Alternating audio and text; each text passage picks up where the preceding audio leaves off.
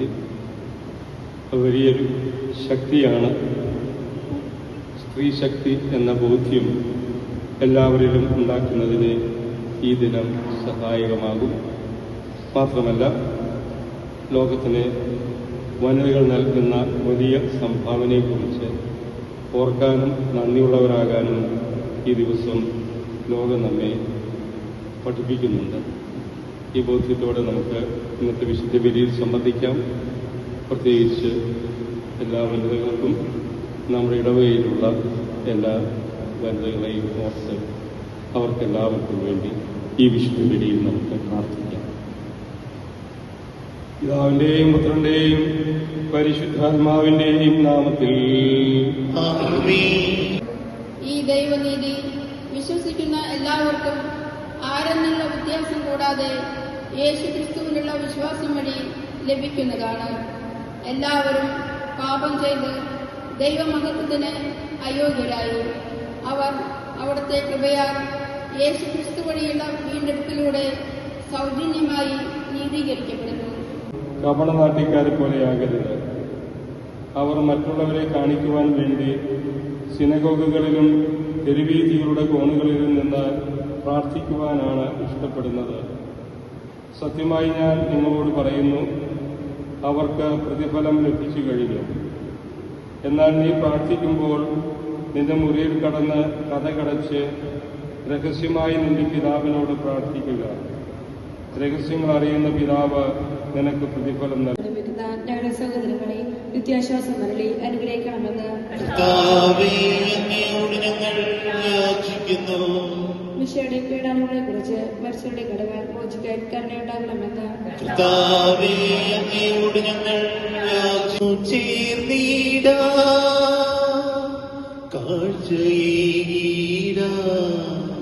ഇന്ന് പൂർണ്ണമായി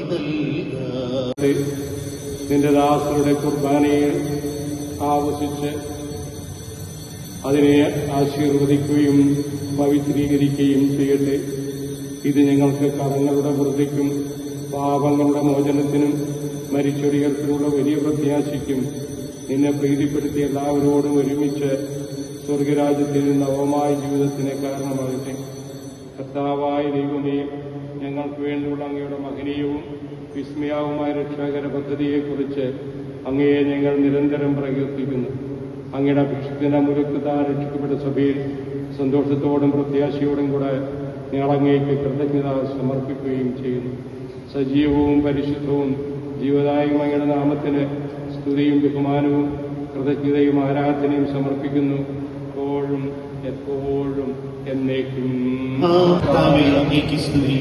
നമുക്ക് പ്രാർത്ഥിക്കാം. സമാധാനം നമ്മോടുകൂടെ. അവരുടെ സ്മരണയുണർത്തിടുമീ ബലിയിൽ ചേർന്നവരെല്ലാരും സ്വർഗോന്മുഖരായി ജീവിക്കാൻ കൃപയാലെന്നും നിറയട്ടെ.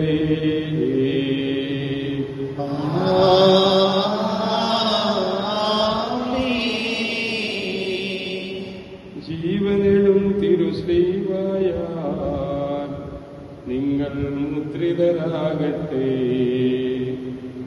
സംരക്ഷിതരായി തീരട്ടെ, ഇപ്പോഴും എപ്പോഴും എന്നേക്കും.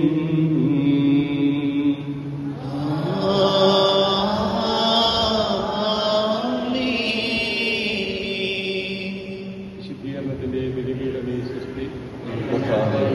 സൃഷ്ടി ഞാൻ ശീർഷികൾ കടന്നുകൊണ്ടെങ്കിൽ പാപവിമോചനത്തിന് കാരണമാകട്ടെ. ഇതിൽ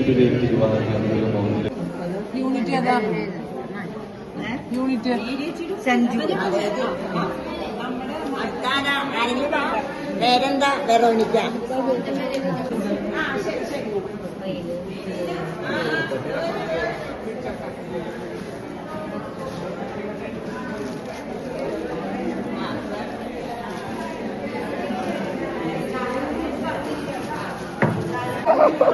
ചന്ദനം തൊട്ട് കൊടുക്കുന്നുണ്ട്. അത് വേണ്ട.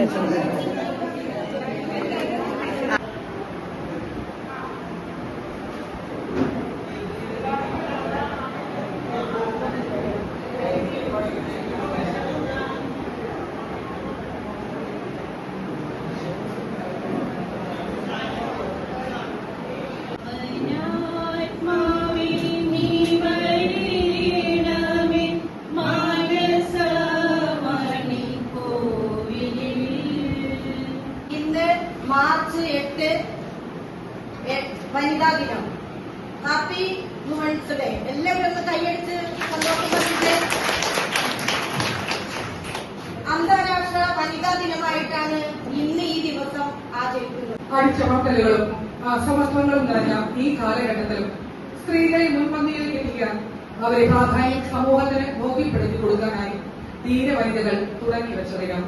സമസ്ത മേഖലകളിലുമുള്ള സ്ത്രീകളുടെ പങ്കാളിത്തം ഉറപ്പുവരുത്തുക എന്ന ലക്ഷ്യത്തിലേക്കുള്ള പ്രയാണത്തിലേക്ക് നമ്മൾ നടന്നു തുടങ്ങിയിട്ടേറെയാണ്.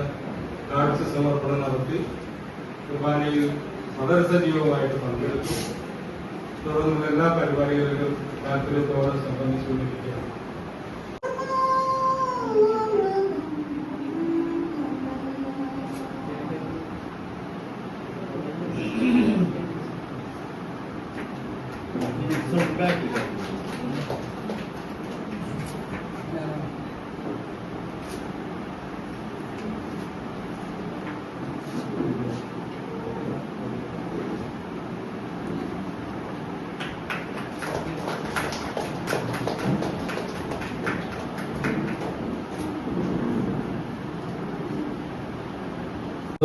ആദ്യമായിട്ടാണ് ഇപ്പൊ നമ്മുടെ ഒരു പ്രോഗ്രാം ഇങ്ങനെ മൈക്കിന്റെ മുന്നിൽ നിൽക്കുന്നത്.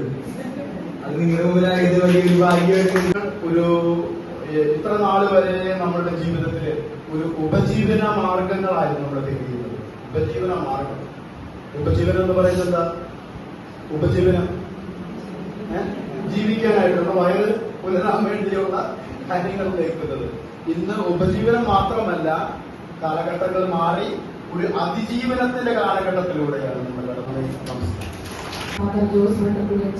അതുപോലെ തന്നെ നമ്മുടെ സഹവികാരി 2 വനിതകൾ മറ്റു 3 വനിതകൾ എനിക്ക് ഏറ്റവും കൂടുതൽ പരിചയമുള്ളവരുള്ളൂ. ഒന്നാമത്തേത് ആരെയായിരിക്കും? അമ്മ, എന്റെ സ്വന്തം അമ്മ. രണ്ടാമത്തേത് മാതാവ്, എന്റെ സ്വന്തം പെണ്ണുകൾ. മൂന്നാമത്തേത് പരിശുദ്ധം. 3 പേരുള്ള ഗാനം Director, Pastor, Secretary, Show and Assistant Director, Swamdana, Dr.